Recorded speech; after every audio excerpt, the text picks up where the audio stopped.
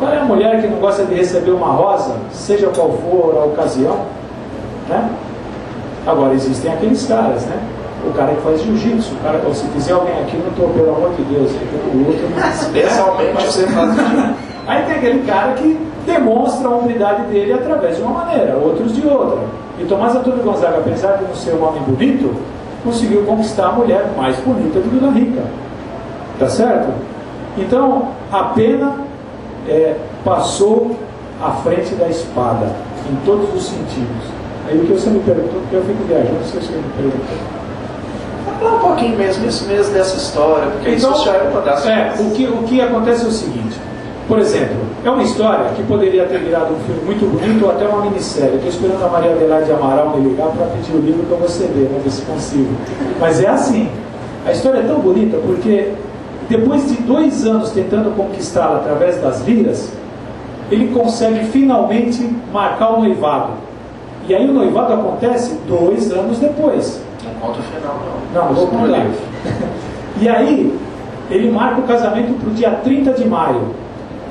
Porém, no dia 22 de maio de 1789, ocorre a prisão dos Inconfidentes. Imaginem, 1 semana antes do casamento, com tudo marcado, com tudo acertado, é preso Tomás Antônio Gonzaga. Então você imagina a situação dessa moça, já com seus 20 anos de idade, praticamente, e 20 anos de idade era velha para se casar, tá? Para quem não sabe, naquela época, a mulher no século XVIII já estava prometida aos 10, 12 anos de idade, e muitas se casavam com 12 anos de idade, e com homens bem mais velhos, porque tinham poder aquisitivo, porque praticamente compravam aquela menina de dentro de casa.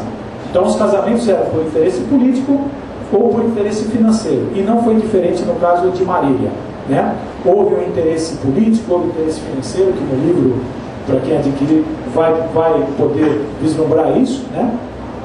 Só que acontece o seguinte, ele é preso, ele é mandado para a prisão, para a Ilha das Cobras, uma prisão terrível no Rio de Janeiro, fica 4 anos sendo interrogado.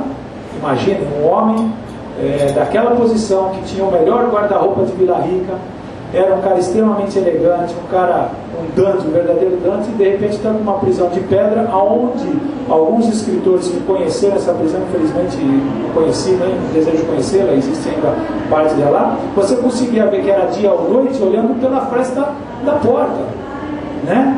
Então era um calor absurdo de dia, um frio terrível à noite. O homem ficou 4 anos preso ali. Daí ele é libertado, né? Todos os Inconfidentes foram Tiradentes, a pena é comutada para o degredo, apenas o Tiradentes foi o boi de piranha, né? Executado. E ele é mandado para Moçambique. Lá ele fica até o ano 1810, vive, morre, e ela fica esperando ele até os 85 anos de idade, 4 meses e 6 dias, exatamente. Né? Então é uma história maravilhosa, é uma história assim, que, além de realçar a historiografia brasileira, a historiografia mineira, traz um romance sem precedentes na nossa história. É por isso. Realmente, é uma história tanto. Agora é interessante que no mundo da crítica literária, você menciona várias liras, vários episódios, mas quem trabalha com literatura tem uma certa resistência a ver na literatura uma autobiografia do autor, né? Mesmo autores, às vezes como Drummond, escreve muito em primeira pessoa, muito sobre Itabira. A gente muitas vezes tenta ter essa postura de não confundir a figura do autor com a figura do eu lírico ou do personagem que está no poema. Mas em Marília de Dirceu, você acha que, sem dúvida, existe isso? Ele é especialista nisso, eu vou falar por quê, porque o professor Guilherme Lenz, além de ser um dos maiores, se não o melhor revisor aqui de Belo Horizonte, é um homem impiedoso. Quando ele foi fazer a revisão do meu livro, ele cortou tudo que tinha na primeira pessoa. Todas aquelas descobertas arqueológicas que eu fiz, aquela aventura em ter descoberto, puxa, achei a torneira dentro da casa de Gonzaga, achei um botãozinho no quintal, nas escavações. Quando ele me trouxe o livro revisado, ele tirou tudo eu. Não, bicho, o livro é sobre Marília, não é sobre você. Ele tinha razão, ficou muito melhor a visão dele. Mas estava esperando o volume 2. Como escrever? Não, porque tem fatos interessantes. Quando você vai fazer uma pesquisa desse tipo, você conhece pessoas e acontecem fatos assim hilariantes. até, né? Eu lembro que quando eu fui, quando eu conhecia a casa onde Gonzaga foi preso, eu queria fotografar a janela pelo lado de dentro. E eu estava passeando lá, falei, não entro. Aí o guia falou, olha, não bate nessa porta, que a mulher tem um filho bravo pra caramba, e todo turista que bate aí, ele parte para agressão. Eu falei, bom, por um soco vale, né, tentar. Bati, o filho não estava em casa. Quem me atendeu foi a dona Esther Maluf, a antiga dona da casa.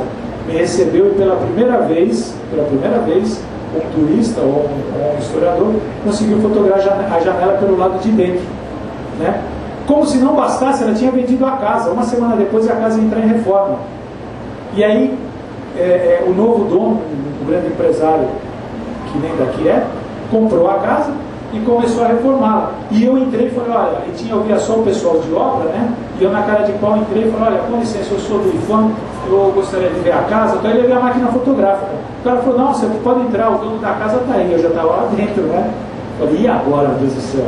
A dona da casa saiu e falou, olha, eu não sou do IFAM, porra nenhuma, eu sou um pesquisador, e foi assim, esse camarada me deixou eu acompanhar toda a reforma da casa.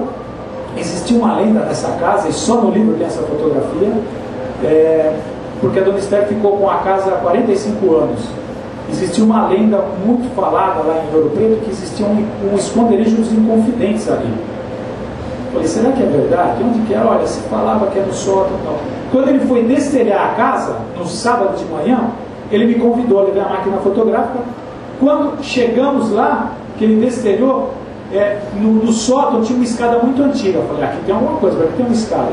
Quando você passava pela escada, existia uma parede falsa, né, dentro de onde eram os aposentos, onde tinha inclusive um oratório, e ali cabia tranquilamente mais de 15 pessoas em pé e mais objetos. Não encontramos nada lá, mas que o esconderijo existe, está lá até hoje, está fotografado, só que agora está coberto, né? Mas ele me permitiu que eu registrasse e colocasse no livro. Assim como alguns túneis, nessa investigação nós encontramos túneis que davam nas igrejas principais de Ouro Preto. Também estão registrados e eu permiti fotografar. E no livro do Gonzaga, quer dizer, até que ponto você acha que Gonzaga é Dirceu e Doroteia é Marília, e até que ponto é uma ficcionalização? Eu me lembro que quando eu li Marília de Dirceu a primeira vez na escola, o professor chamava muita atenção para o fato de que Marília não era um ser de carne e osso. Ele inclusive citava o fato de ela ora aparecer como morena, ora aparecer como loura, e tem uma argumentação fantástica. Eu fico pé da vida com isso. Eu tenho aqui Não fui eu não, uma pessoa que quando chegou, você falou, olha, eu te vi na TV, naquela reportagem do Rede Minas, e eu nem sabia que eu tinha ido para o Rede Minas, porque quando fizeram a minha reportagem no Rede Minas, eu liguei para a produtora e falei que não queria que o programa fosse exibido. Porque a entrevistadora chegou atrasada e me perguntando o seguinte, Marília de Dirceu existiu, era uma mulher ou não era? Né? Quando o entrevistador não ajuda, é complicado. Né? Então as pessoas ainda não sabem que Marília realmente é uma personagem histórica, é uma mulher que existiu naquela época. E assim, quando você lê as vidas, você vê nitidamente o encanto daquele homem mais velho por aquela mulher, e quando ele a retira do mundo real e a coloca no mundo bucólico, né, naquele mundo pastoril, e ele a chama de Marília e não de Maria Doroteia, e aí ele se autodenomina Dirceu e não Tomás Antônio Gonzaga, até porque os árcades do século XVIII se inspiravam muito num árcade português chamado Antônio Ferreira, de meados do século XVI, né? E esse poeta utilizava muito o nome Amarílis, né? Amarílis é uma perversão do nome Cloris, a deusa da flora. E aí, depois de um tempo, Antônio Ferreira passa a colocar, em vez de Amarílis, Marília, que ficou mais bonito. Mas aí aparece um árcade chamado Manuel de Bocage, né? Que escrevia poesias eróticas e usava o nome da musa dele, também era Marília.